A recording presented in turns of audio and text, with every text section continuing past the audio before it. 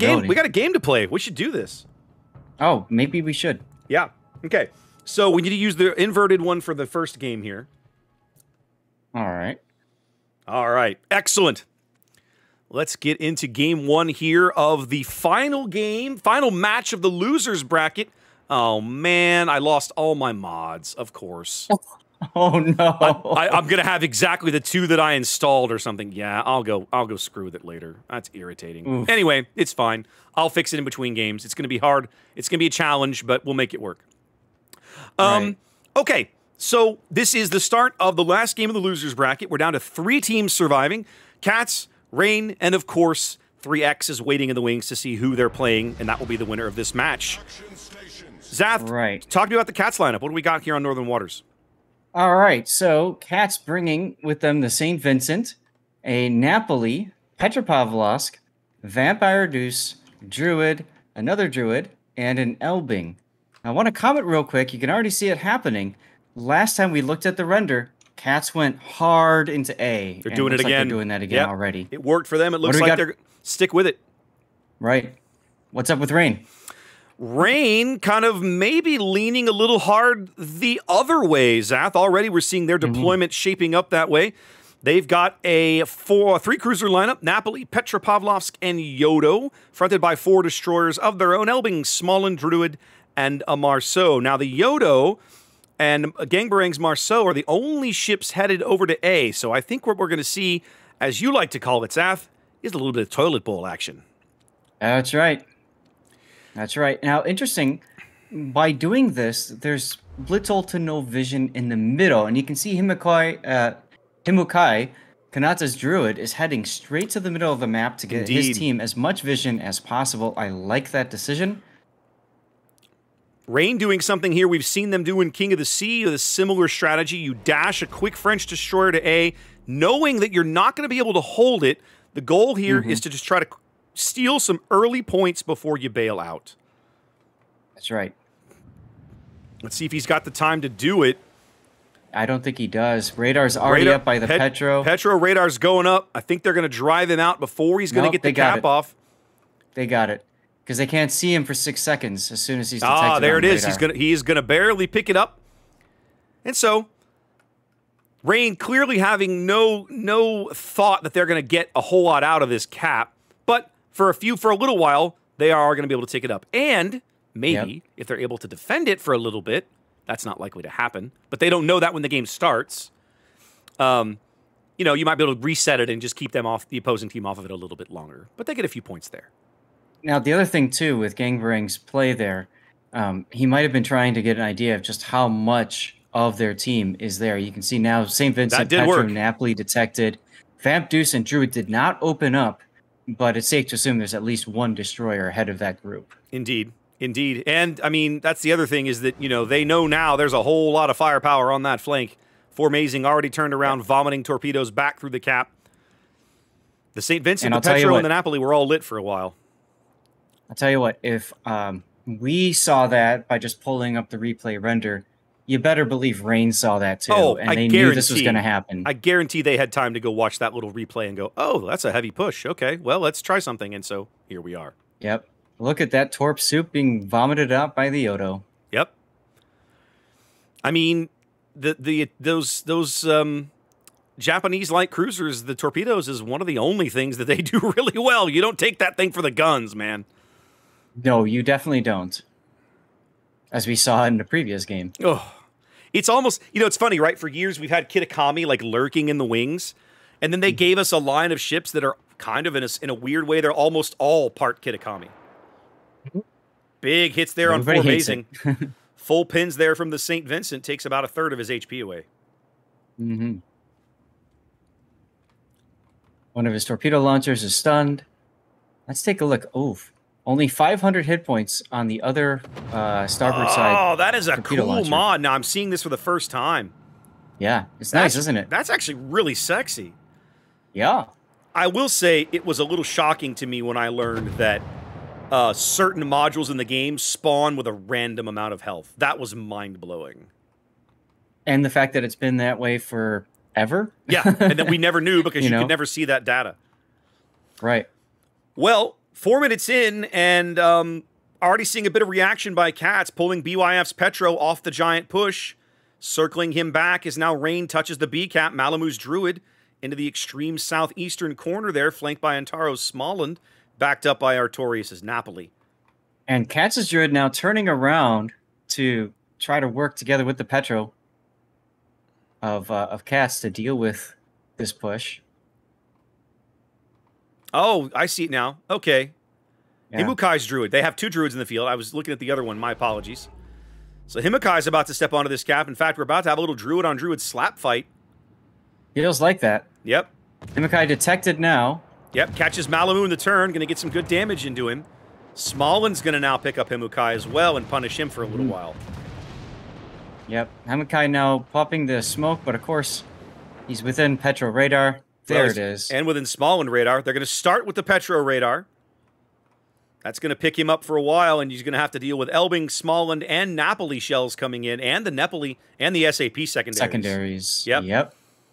That's going to really be punishing. And there, he dips down below 9,000 HP and falling.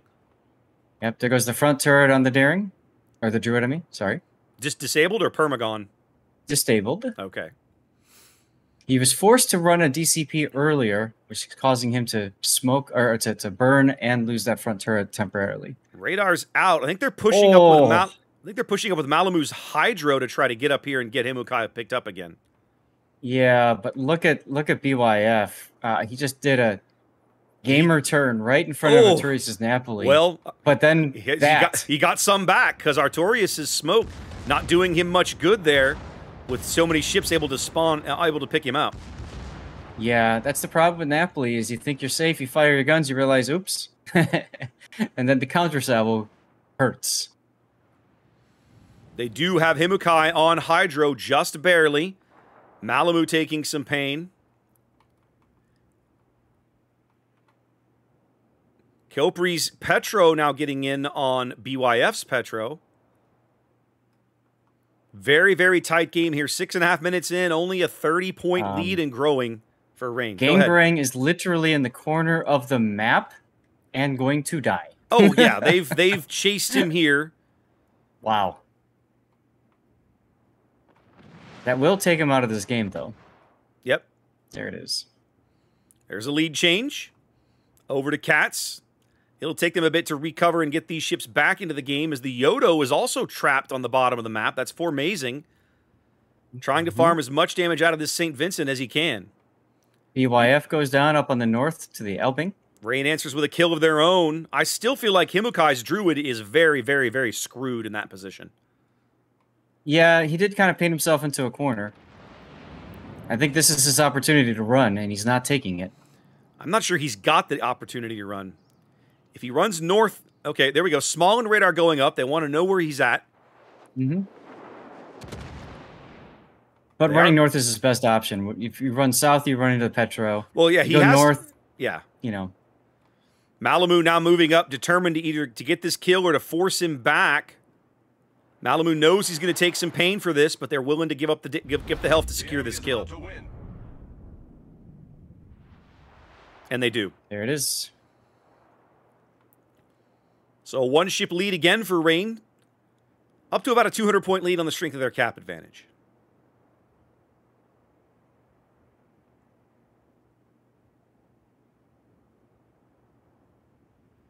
And there goes Formazing. Kind of inevitable. Again, trapped at the bottom of the map, nowhere to run. It was only a matter of time. Yeah. Got needled to death by that Druid.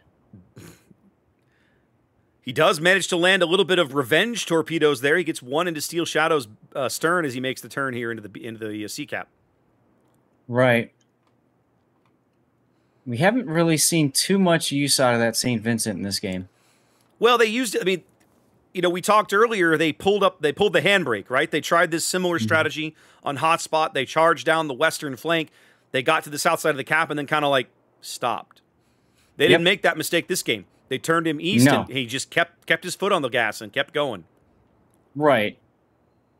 And I think that was important. It did obviously zone out the Yodo and eventually help get that kill, but I just haven't seen his guns, aside from that initial salvo on the Yodo. Those guns really haven't been heard.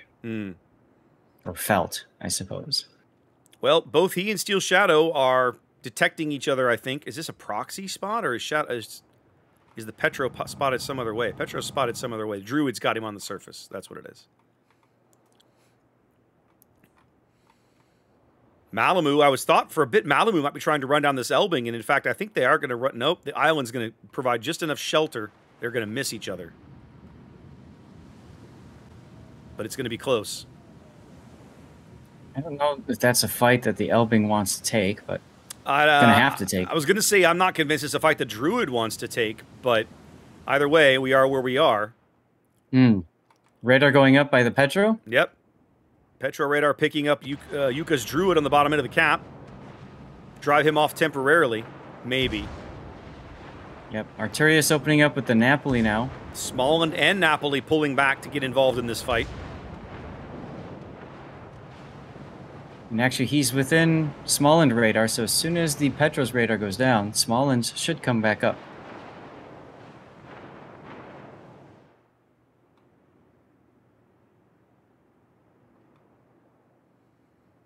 Sort of waiting to see when that happens. Intaro is not pushing that button just yet. There it goes. Yeah, too late. Yuka manages to get out of that radar circle. As now the Napoli is the one capping C. Oh no, I'm sorry. Yuka is still. They're both capping C. Yuka's still in the cap circle. They're both capping C. All right.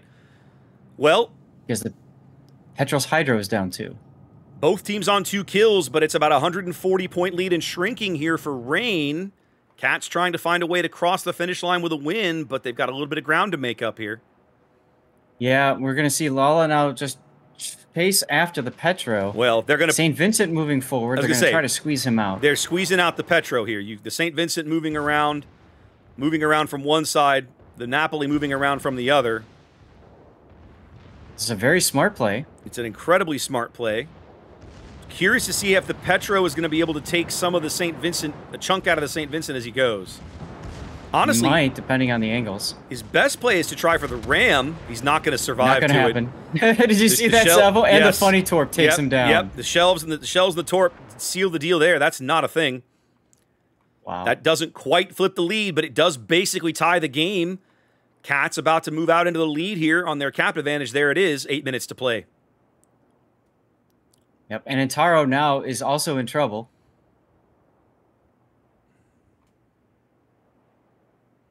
Still lit. St. Vincent shells coming in. Those all missed, Stern. Just missed. All right, so I retract my earlier statement. St. Vincent was heard this game. Oh, yes. Oh, yes. And kudos to Cats for continually trying to shoot Intaro, even though he's dark. Very good idea. Oh, yeah. 41 seconds now. You know, how often that remains. Yep. How often do we see it? Some of the little things that you see competitive players do that you don't always see in randoms, they make all the difference. Just continuing to fish for targets and smoke that you know are there, for example. When Intaro goes out, the game's going to be over. Yeah. And he knows that, and he's going for it anyway. He might get a kill. He's thinking, nope, he does not. And I have another death pick. And there we go. Game 1 going to Cats. Zath, I think that's the most complete game we've seen Cats play yet today. Right. I would agree.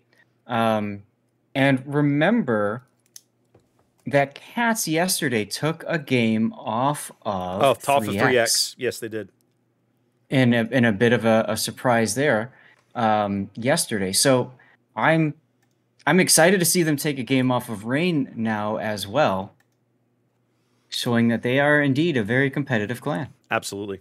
Absolutely. That was fun. I enjoyed that.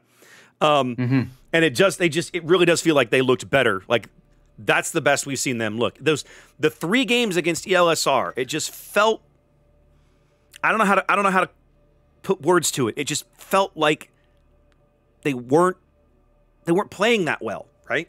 And they still managed to win 2 of those games. So obviously, I'm not seeing something that I ought to be seeing when I watch these guys, and I'm not sure what it is.